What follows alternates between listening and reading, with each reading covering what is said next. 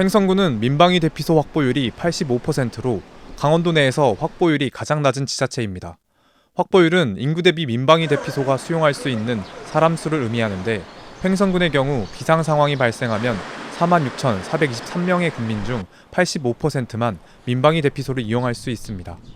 확보율은 대체로 농촌 지역보다 도시 지역이 높은 경향을 보입니다. 횡성과 서울을 비교하면 격차는 4배 수준으로 벌어지는데 강원도 안에서도 시군별 차이가 적지 않습니다.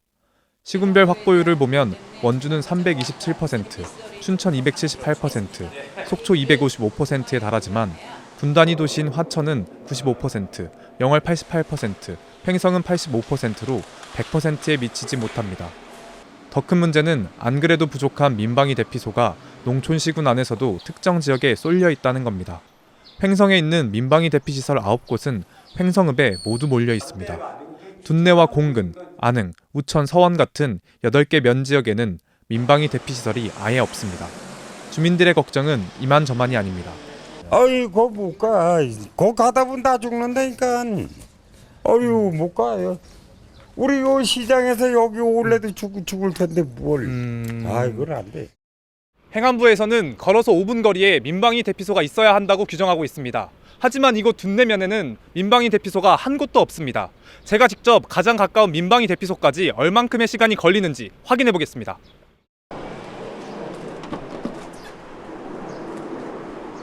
가장 가까운 대피소에 도착했습니다. 이곳까지 오는데 차로 30분이 넘게 걸렸습니다. 왜 이런 쏠림 현상이 발생했을까?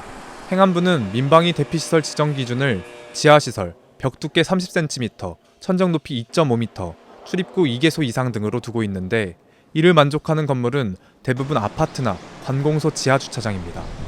군단위 지자체 안에서도 읍에는 인구가 밀집돼 있고 아파트 같은 큰 건물에 지하 주차장이 있어 민방위 대피시설로 지정할 수 있지만 면단위 지역에는 이런 건물 자체가 드뭅니다.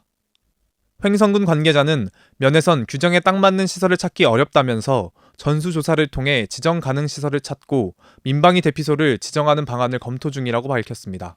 비상사태가 났을 때 면단위 주민들은 그럼 수키로 되는 횡성읍으로 차를 타고 이동해야 되는 문제점이 있지 않겠습니까? 점차적으로 시설을 늘려나가고 그런 방안이 필요해 보입니다. 민방위 대피소 쏠림 현상이 문제가 된 건 하루 이틀 일이 아닙니다.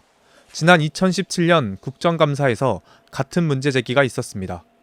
이후 행안부는 2018년 도시화된 면지역을 중심으로 지정 기준에 맞는 지하시설이 있는 지역부터 대피시설로 우선 지정하겠다고 밝혔지만 변화는 더딥니다. 2018년 전국 77개 군지역 가운데 42%인 33개 군에는 면지역 대피소가 없었는데 5년이 지난 2023년 현재 이들 33개 군지역 가운데 면단위 대피소가 생긴 곳은 6곳에 불과합니다. MBC 뉴스 유주성입니다.